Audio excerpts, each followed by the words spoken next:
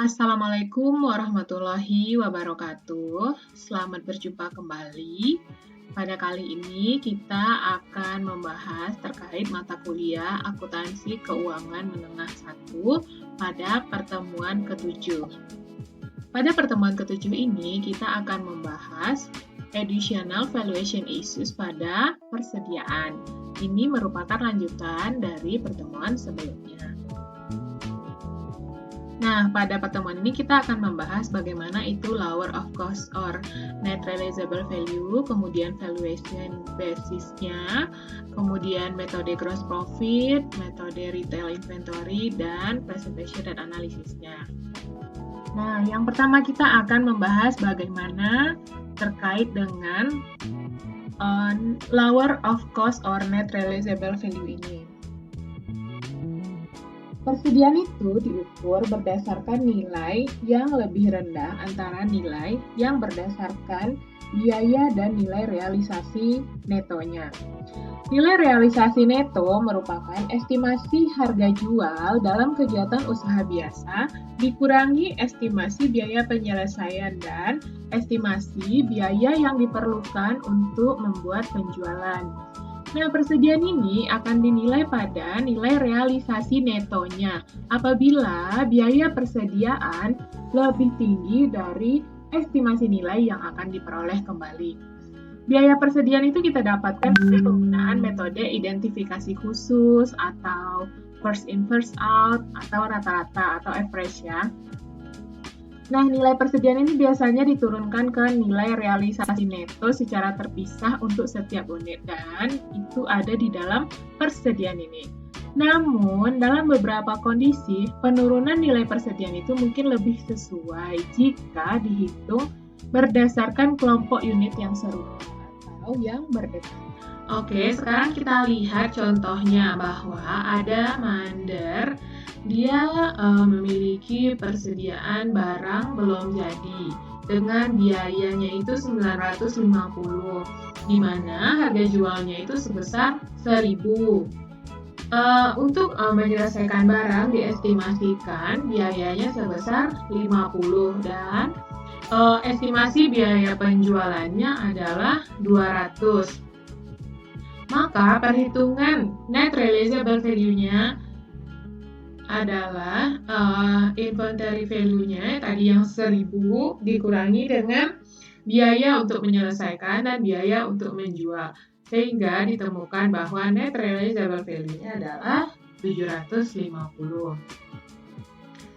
Berdasarkan perhitungan di atas, maka entitas ini melaporkan nilai persediaannya di laporan posisi keuangan sebesar 750 dan dia mencatat kerugian penurunan nilai persediaan pada laporan laba rugi sebesar 200 yaitu 950 dikurang 750. 950 berasal dari tadi persediaan barang belum jadi biaya, persediaan barang belum jadinya kita kurangi dengan net realizable value. Nah, ilustrasi selanjutnya ini Jin Feng Food, dia menghitung persediaannya menggunakan low cost net realizable value. Di mana di sini kita lihat spinach itu cost-nya 80.000, net realizable value-nya 120, sehingga dia pilih yang terendah yaitu yang 80.000.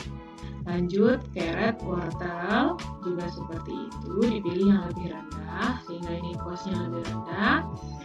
Lanjut ke beans, peas, and mixed vegetables-nya sehingga ditemukan bahwa final inventory value-nya adalah 384.000. Nah, Jin Feng ini dia juga memisahkan food produk-produknya ini ke dalam dua kelompok besar, yaitu frozen dan canned. Nah, kita lihat di sini kalau menggunakan individual item, spinach itu lebih rendah yang cost-nya. Ini kita mencoba menghitung individual item. Nah, jika entitas ini memiliki kelompok produk yang sejenis, penerapan penilaian persediaan ini bisa menggunakan nilai yang lebih rendah antara nilai biaya atau nilai realisasi neto. Nah, ini bisa dihitung menggunakan individual maupun kelompok. Tapi penerapan secara kelompok ini bakal menghasilkan nilai yang berbeda dari penghitungan secara individual karena adanya perbedaan antar kelompok. Jadi kita lihat di sini nih bahwa jika dihitung individual item ini spinachnya lebih rendah. Terus carrot kalau di sini, kalau beans seperti ini yang net realizable value-nya.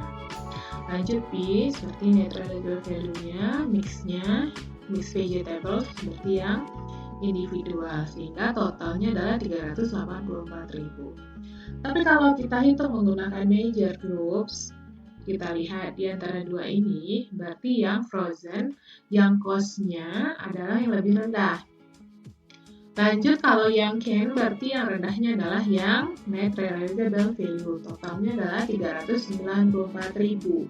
Perhitungan secara grup dengan individual akan berbeda. Jika dari total, berarti di sini dapat kita lihat bahwa yang cost-nya yang lebih rendah, yaitu 415.000.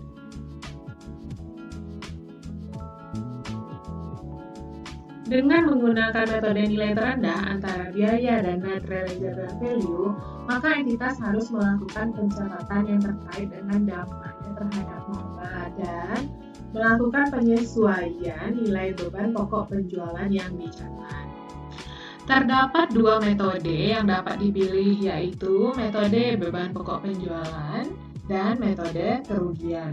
Nah, sebagai ilustrasi ini ada Ricardo Spa Specialist A. Apa ini ya? Nah, dia memiliki data bahwa harga beban pokok penjualannya yaitu sebesar 108.000. Sedangkan nilai saldo akhir persediaannya adalah 82.000. Dan saldo persediaan akhirnya yang sesuai dengan nilai biaya realisasian atau net realizable value-nya adalah 70.000.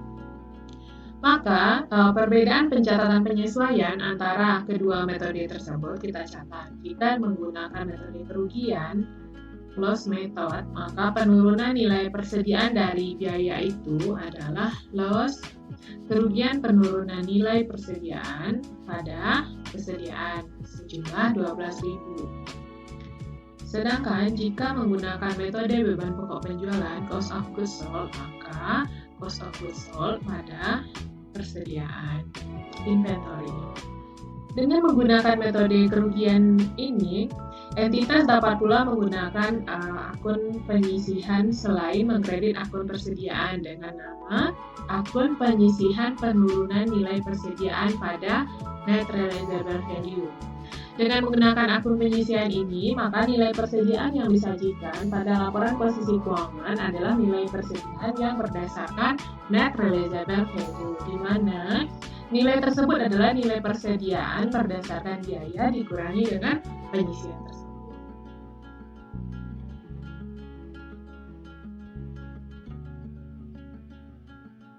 Ini kita lihat perbedaannya jika menggunakan metode kerugian dan metode cost of goods sold. Nah, walaupun ini kita lihat pada saat pencatatan tadi penggunaan metode kerugian dan cost of goods sold itu berbeda jurnalnya, namun pada akhirnya net income yang kita peroleh itu bakal tetap sama. Nah, ada perbedaan di sini. Ini cost dengan metode kerugian cost of goods sold-nya 108.000. Sedangkan dengan metode cost of goods sold, nilai cost of goods sold-nya adalah 120.000. Namun di metode kerugian nanti ditambahkan pada loss to decline of inventory ini, sehingga net income-nya bakal tetap sama. Oke, selanjutnya kita melihat bagaimana itu metode laba bruto atau gross profit method dalam mengestimasi jumlah persediaan. Nah, perusahaan kadang mengambil persediaan fisik ini untuk memverifikasi keakuratan catatan persediaan atau untuk mendapatkan jumlah persediaan yang sebenarnya. Namun terkadang penghitungan fisik ini kadang itu tidak praktis karena hal ini tergantung dengan situasi yang ada di gudangnya tersebut. Nah, perusahaan itu menggunakan ukuran pengganti untuk memperkirakan persediaan yang ada. Salah satunya adalah menggunakan metode laba kotor atau gross profit method ini. Nah, perusahaan biasanya menggunakan metode ini ketika terjadinya kebakaran atau bencana lainnya, sehingga perusahaan kalau kebakaran nggak bisa lagi menentukan berapa jumlah persediaan sebenarnya yang ada. Atau bencana lain yang menyebabkan persediaan ini inventorinya hilang, sehingga perusahaan membutuhkan metode laba kotor. Nah, hal ini bergantung pada tiga asumsi. Yang pertama, persediaan awal ditambah pembelian jumlah barang yang sama untuk diperhitungkan. Yang kedua, yaitu barang yang tidak dijual harus ada di tangan. Dan yang ketiga, penjualan dikurangi menjadi biaya, penjualan dikurangi biaya, dan dikurangkan dari persediaan awal ditambah pembelian, maka itu harus menghasilkan persediaan akhir yang sama. Ini adalah tiga asumsi yang bisa kita gunakan pada saat menggunakan metode gross profit tersebut. Nah, ini kita lihat contohnya, Cetus dia memiliki saldo awal itu 60.000 dan melakukan pembelian sebesar 200.000. Dua-duanya ini adalah biaya harga pokoknya.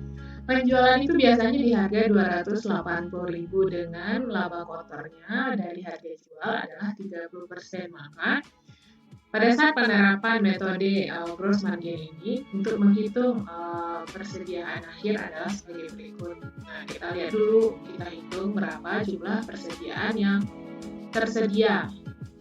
Nah, inventory yang tersedia kita adalah persediaan awal ditambah dengan pembelian, yaitu sebesar 260.000. Berdasarkan yang udah terjual, yang 280.000 tadi, dia bilang bahwa laba kotornya adalah 30%. Berarti bisa kita kurangi dengan laba. Harga jual dikurang laba, tentu itu merupakan harga pokoknya. Jadi ini formatnya adalah saldo awal ditambah pembelian, barang tersedia untuk dijual, dikurangi dengan penjualan, dapatlah persediaan akhir.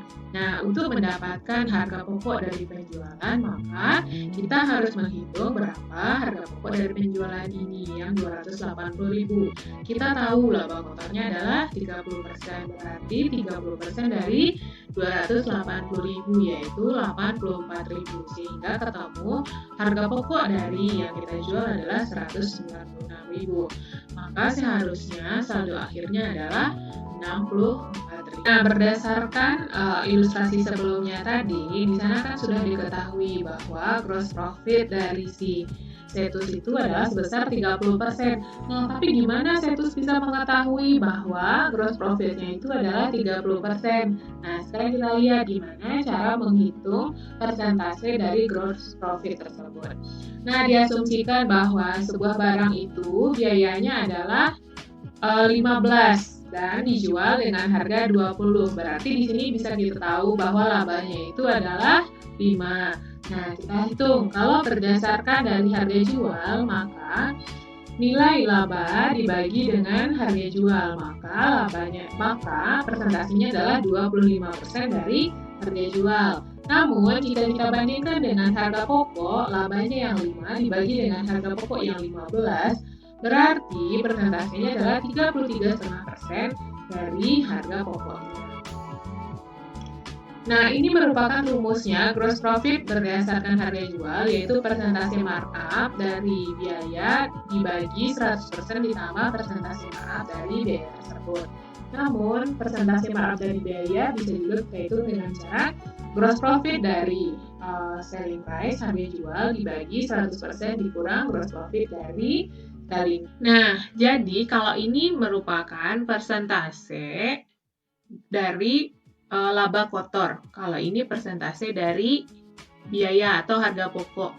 Jadi misalnya kalau yang ini kita tahu harga jual kita 1.000, laba kita 20%. Kalau 20% dari penjualan, maka dia yang ini gross profit on selling price. Berarti laba kita tadi 20 dari 1.000 itu. Tapi kalau markup on cost, misalnya kita tahu harga pokok kita 1.000. Berapa nih labanya? Kita mau kasih laba 20% ya dari harga pokok kita. Dari yang harga pokok kita 1.000, laba 20%, maka harga jual kita adalah 1.200. Nah, seperti itu. Oke, selanjutnya kita lihat, ini ada contohnya. Estayer dia menggunakan gross profit method untuk mengestimasi saldo akhir untuk tujuan pelaporan. Nah, diketahui nih saldo awalnya berapa, pembeliannya, biaya angkut, penjualan, sales return, dan diskon pembeliannya. Nah, di sini diminta yang pertama, hitunglah saldo akhir di 31 Mei menggunakan jika diasumsikan bahwa gross profit-nya itu 25% dari penjualan katanya.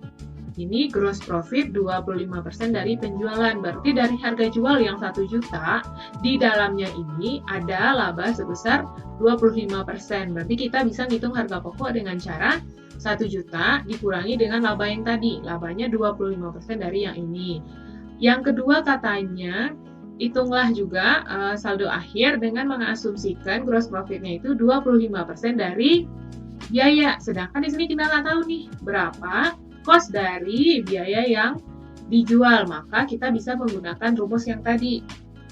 Nah, rumus yang tadi kita tahu di sini soalnya adalah 25% dari cost. Berarti kita butuh yang gross profit-nya. Masukkan dia di sini 25% per 100 tambah 25%. Maka nanti kita tahu berapa nilai gross profit-nya. Yang sama dengan yang ini.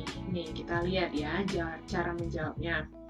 Tentu secara normal kita hitung dulu berapa yang tersedia untuk dijual. Kan tadi dia sedia awal, ditambah pembelian, maka dapat tersedia untuk dijual, dikurangi dengan penjualan, maka itulah yang menjadi saldo akhir. Namun masalahnya di sini adalah kita tidak tahu berapa harga pokok dari yang terjual tersebut, sehingga diperlukan perhitungan ini. Kita lihat ya, saldo awalnya tadi 160.000, dikurangi dengan ditambah dengan pembelian, dia melakukan pembelian sebesar 640.000 yang udah add cost, memang biaya dari harga pokok pembeliannya. Dan dia dapat diskon pembelian 12.000 dan ditambah juga dengan biaya angkutnya. Ini bayar ongkos JNT, JNE, dan JNE, JNT, apa lagi itu ya? Diskon Shopee yang tadi itu. Nah, ya ini biaya angkutnya. Maka persediaan yang tersedianya adalah sebesar 818.000. Sekarang kita butuh menambahkannya dengan harga pokok dari penjualan. Cuman data ini kan belum ada, sehingga kita lihat dulu perhitungannya. Penjualan kita itu ada 1 juta. 1 juta dari penjualan kita kurangi dengan sales return dulu. Tadi di soal diketahui bahwa ada sales return-nya 70.000. Berarti net dari sales-nya adalah sebenarnya hanya 930.000. Ini kenapa return ya? Berarti dia sebelum kasih bintang di Shopee udah di return dulu ya. Ya gitu. Ini berarti net sales-nya 930.000 lalu dikurangi dengan gross profit. Nah, di sini kita gunakan metode persentase tadi, bahwa di sini diketahui di soal adalah dia 25% dari penjualan. Penjualan kita 930.000, berarti 25% dari 930.000, yaitu sebesar 232.500. Berarti kita tahu bahwa dari harga jual kita yang 930.000, labanya sebesar 25%, yaitu 232.000.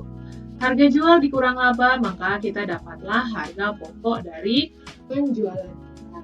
Nah, dari barang yang tersedia untuk dijual, ternyata yang dijual baru 697.500. Berarti kita tahu bahwa saldo akhir dari persediaan kita adalah 120.500. Nah, yang kedua, diasumsikan bahwa gross profit-nya, laba kotornya itu 25% dari biaya. 25% dari biaya tentu kita tidak bisa memasukkannya ke sini karena ini dikurangi dengan laba kotor. Maka 25% dari biaya kita masukkan ke rumus yang kita pelajari tadi. 25% per 100 tambah 25%. Sehingga kita tahu bahwa gross profit yang 25% dari biaya atau harga pokoknya itu merupakan sama dengan 20% dari penjualan. Nah, tadi kita udah hitung ya, sama seperti yang tadi tersedia untuk dijual, sehingga kita tahu penjualan kita sebenarnya adalah 930.000. Labanya di sini 20% dari penjualan, yaitu 186.000. maka penjualannya di harga pokok penjualannya adalah 744.000. Dari yang tersedia untuk dijual 818.000, yang sudah terjual harga pokok penjualannya adalah 744.000. Berarti persediaan akhir kita adalah 74.000 gitu. Itulah perbedaannya. Akuntansi persediaan dalam operasi retail ini menghadirkan ada beberapa di mana pengecer dengan persediaan tertentu mereka bisa menggunakan identifikasi khusus dalam menilai persediaan mereka. Misalnya mereka itu melakukan penjualan retail seperti mobil mewah atau barang-barang mewah yang jumlah per unitnya itu tidak banyak jenisnya, tapi dapat diidentifikasi secara khusus, maka itu bisa masuk akal bagi para retail untuk melakukannya. Namun bagaimana jika retailnya ini seperti Carrefour atau minimarket yang ada memiliki banyak jenis barang penjualan? Tentu mereka akan kesulitan jika melakukan identifikasi khusus terhadap barang-barang yang mereka jual. Nah, untuk mempermudah mereka melakukan berapa jumlah persediaan akhir, maka mereka dapat mencermati antara perbandingan biaya dan harga, yaitu harga pokok dan harga jualnya. Maka pengecer menggunakan metode retail inventory method ini untuk menghitung saldo persediaan akhir mereka. Nah, untuk dapat melakukan penghitungan itu, mereka membutuhkan yang pertama itu total biaya dan nilai eceran dari barang yang dibeli. Kemudian, berapa total biaya dan nilai eceran dari barang yang tersedia untuk dijual. Dan yang ketiga, berapa penjualan pada periode tersebut. Dan ini menggunakan dua metode yang konvensional dan cost. Standar akuntansi, dia mencatatkan pengungkapan laporan keuangan hal-hal berikut yang berkaitan dengan persediaan ini. Yang pertama, itu bagaimana kebijakan akuntansi yang diterapkan dalam mengukur persediaan ini, termasuk rumus biaya yang digunakan dalam menghitung seperti rumus rata-rata tertimbang atau FIFO. Jika menggunakan FIFO, maka harus konsisten untuk memilih menggunakan FIFO. Jika average, maka harus konsisten untuk menggunakan ini. Maka ini merupakan pilihan yang harus dipilih dari awal untuk konsisten dilakukan sampai tahap akhir. Jika disepakati bahwa terdapat perubahan penggunaan metodenya, maka harus disesuaikan kembali ke masa lalu. Yang kedua, berapa total nilai tercatat persediaan dan nilai tercatat dalam klasifikasinya, seperti contohnya ini ada barang dagang, perlengkapan produksi, bahan mentah, barang penyelesaian, dan barang jadinya. Kemudian yang ketiga, berapa nilai tercatat persediaan itu dicatat pada nilai wajar yang dikurangi biaya untuk menjual. Yang keempat, jumlah persediaan yang diakui sebagai beban selama periode atau yang disebut juga dengan harga pokok penjualan. Yang kelima, itu berapa jumlah setiap penurunan nilai persediaan yang diakui sebagai beban pada periode dan jumlah pemulihan penurunan nilai yang diakui sebagai pengurangan beban pada periode tersebut. Yang keenam, apa keadaan dan peristiwa yang menyebabkan adanya penurunan nilai persediaan? Dan yang terakhir, berapa nilai tercatat persediaan yang digunakan sebagai jaminan atas kewajiban jika ada. Nah, informasi ini harus diungkapkan dalam laporan posisi keuangan atau di dalam bagian terpisah di catatan atas laporan keuangan tersebut. Contohnya itu seperti adanya transaksi dengan pihak berelasi atau adanya pengaturan pembiayaan produk, komitmen pembelian perusahaan, dan jaminan atau adanya perjanjian persediaan yang merupakan sebagai jaminan. Itu sebagai contohnya. Nah, dalam melakukan analisis dari inventory itu, biasanya kita ada menggunakan yang disebut sebagai inventory turnover atau rata-rata hari terjualnya persediaan, rata-rata hari untuk menjual dari persediaan itu. Nah, yang pertama itu inventory turnover, perputaran persediaan. Contohnya ini Ted and Lyle, dia melaporkan bahwa saldo awalnya 372 miliar dan saldo akhirnya 263 miliar dengan harga pokoknya itu 1.319 million ya, sis, bukan miliar, for the year. Nah, turnovernya itu adalah rumusnya cost of goods sold dibagi dengan average inventory-nya. Cost of goods sold-nya di sini diketahui tadi 1.319 miliar. Rata-rata inventory-nya saldo awal ditambah saldo akhir. Saldo awalnya 372 dibagi saldo akhirnya ini 260 dibagi dengan 2, maka perputaran turnover inventory-nya adalah 3,59 kali. Kemudian menghitung berapa rata-rata hari untuk menjual inventory-nya. Nah, tadi kita udah tahu cost of goods sold dibagi dengan average inventory. Dari yang kita hitung tadi turnover inventory-nya 3,59, maka kita bisa bagi dari setahun 365 hari turnover-nya itu 3,59. Berarti persediaan kita itu terjual setiap 101,7 hari. Oke, sekian pertemuan kita pada kali ini. Semoga dapat dipahami oleh teman-teman semuanya. Jika ada pertanyaan, silakan ajukan di alamat email saya ihsaninazafia@tb.org atau ke kolom komentar. Terima kasih atas perhatiannya. Jangan lupa di subscribe, like, dan komen. Wassalamualaikum warahmatullahi wabarakatuh.